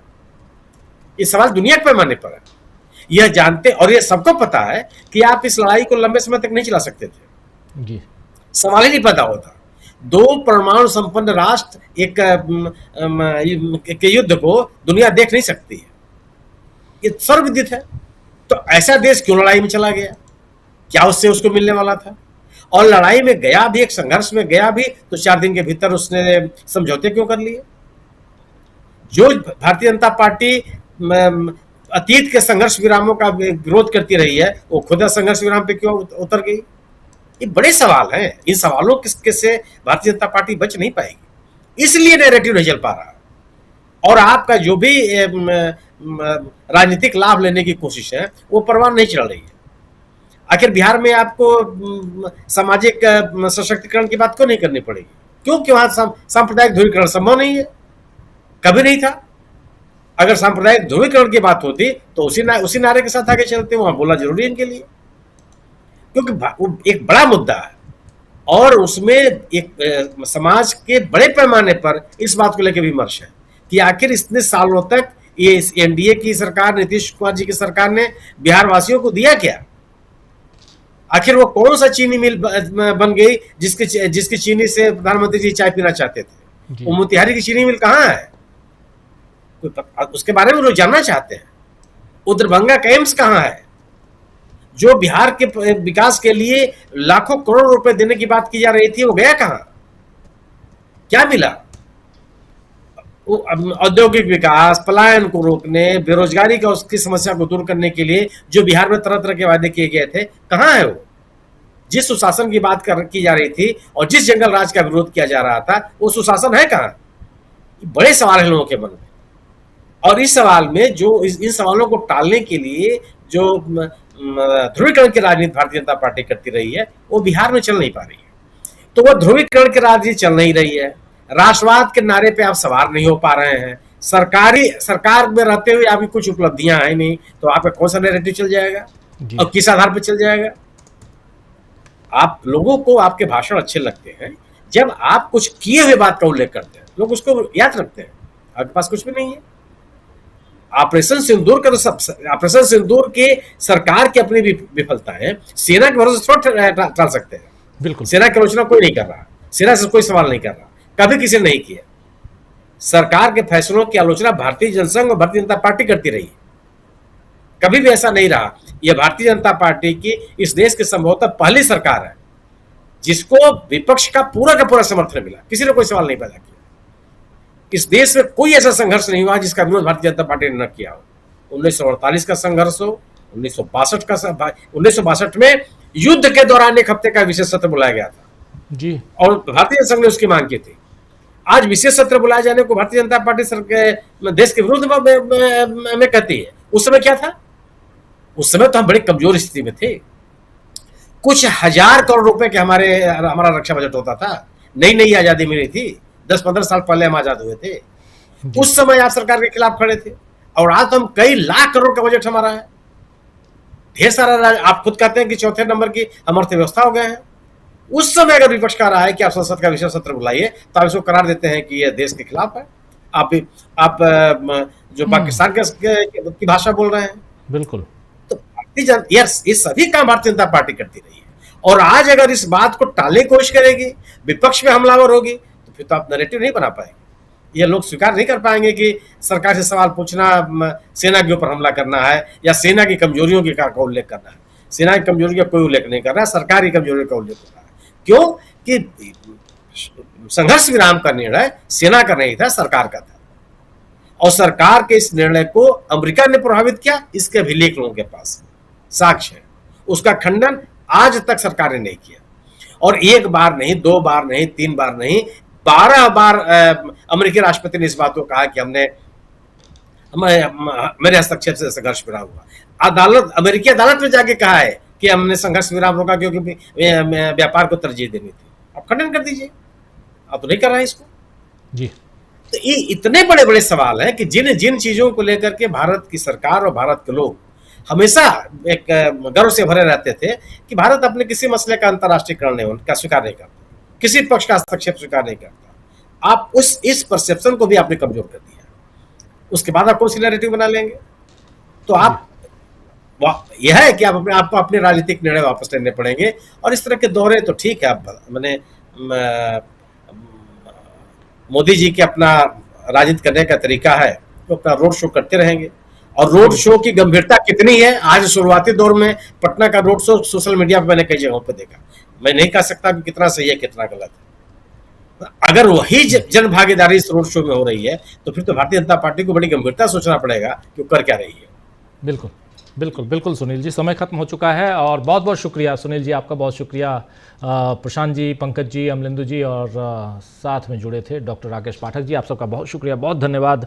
आप तमाम साथियों, आप सबका भी शुक्रिया अदा करता हूँ। श्री किरण जे साहब हमारे साथ बने हुए हैं, संस्कार सिंह साहब बने हुए हैं हमारे साथ और देवेंद्र सिंह भी हमारे साथ हैं। विश्वगुरु करते ट्रंप का चरण वंदन, हम हर मामले फेल्योर हमारे वैशाखानंदन लिख रहे हैं देवेंद्र सिंह साहब। हेम